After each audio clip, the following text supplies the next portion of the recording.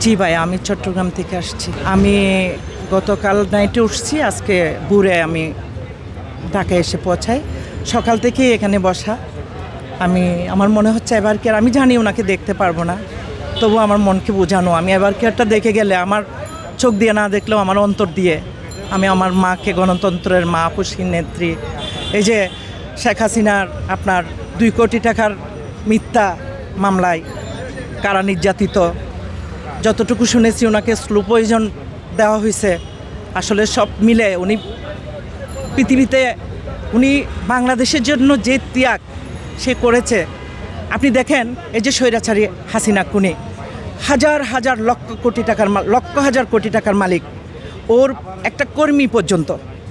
হ্যাঁ, কিন্তু আমার দেশনেত্রী মা আপনার বেগম খালেদা জিয়া 2 কোটি টাকার জন্য মিথ্যা বানোয়াট মামলায় জেল কেটেছেন। উনি সুস্থ মানুষ, জেলে ঢুকেছেন, উনি অসুস্থ হয়ে বের হয়েছেন। এবং এই যে আজকে 17 বছর এইভাবে দাঁড়িয়ে কথা বলতে পারতেছি, এটা আল্লাহর কাছে শুকরিয়া। আমরা তো পারি নাই, এই পরিবেশটা আমরা পাই নাই।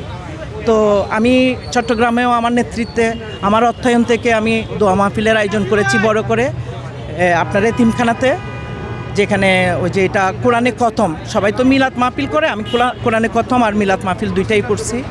ওখানে আমার মিডিয়া কর্মীরা গেছিলো 4-5 জন। তো আমি সবসময় এই আপনার বিএনপি দলের জন্য আপনার দুঃসময়ের যারা নেতা কর্মী ওদেরকে জায়গা দিচ্ছি, আর্থিক সহযোগিতা করেছি।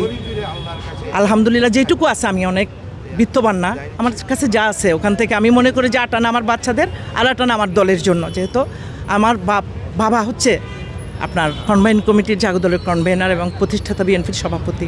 আমার মা মহিলা দলের নেত্রী ছিল, 3বারের কাউন্সিলর ছিল আমার মা, আপনার সিলেক্টেড পাকিস্তান আমলে 1970 থেকে 85 সাল পর্যন্ত।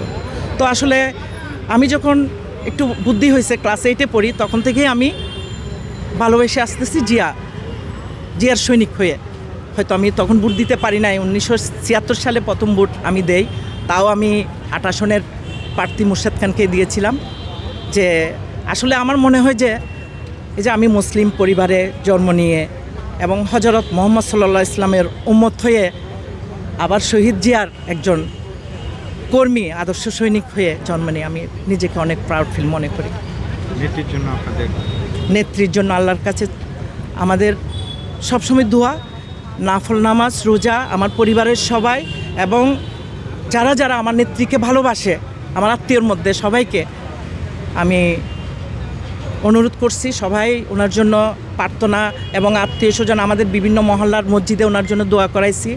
এখনও চাচ্ছি আমার নেত্রী যাতে খুনি স্বৈরাচারী শেখ হাসিনার ফাঁসিটা দেখে মরতে পারে, অন্তত 5টি বছর আল্লাহ যাতে আমার নেত্রী জানবি।